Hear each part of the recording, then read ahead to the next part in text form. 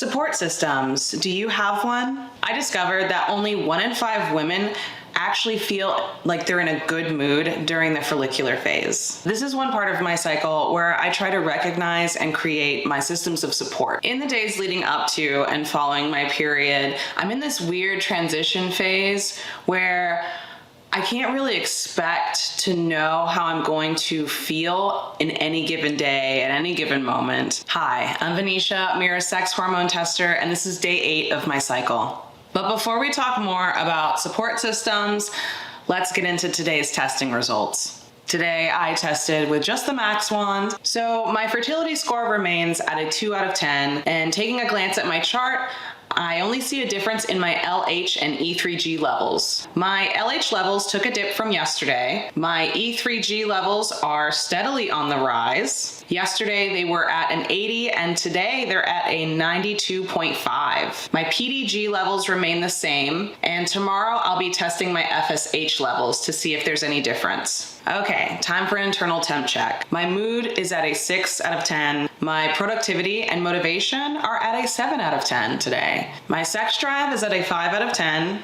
and my self-confidence is at a 6 out of 10. I think that's pretty good for today. Reflecting on my follicular phase so far reminds me of just how impactful this type of technology is. People want to feel loved, recognized, and understood just as much as the next person. And honestly, sometimes we're the reason we're not getting those boxes checked. So how do we create support systems for ourselves? Who do we lean into for support? And what does that look like? I think that largely depends on several factors. What is our need or intention? What do we feel like we're missing? Are we surrounded by people we trust? Do we have the resources to pay for additional support, like therapy and medical specialists? Are there local communities and meetups that we can visit? Do we even want our support to be in person? Like today, for example, right after I did my testing, I hopped on a webinar centered around valuing myself and my passions in this life.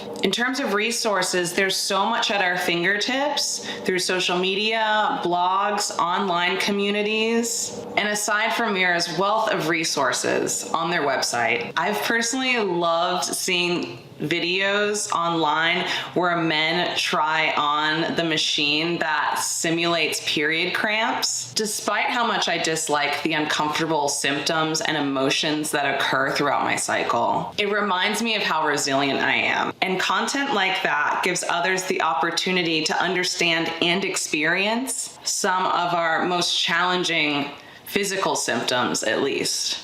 This type of content alone can begin to chip away at some of the stigma surrounding our cycle and gives the space to honor and understand more about our hormonal fluctuations throughout the month. By tracking my cycle, I'm beginning to understand and envision the idea of a soft life, like being able to show up just as I am throughout all the ups and downs. And I feel like support systems really do help assist me in doing just that. Whether it's me having my own back or leaning into my community, whether it's in person or online, I recognize that it's important for me to set up these structures in order for me to show up authentically and in accordance with how I'm feeling without skipping a beat.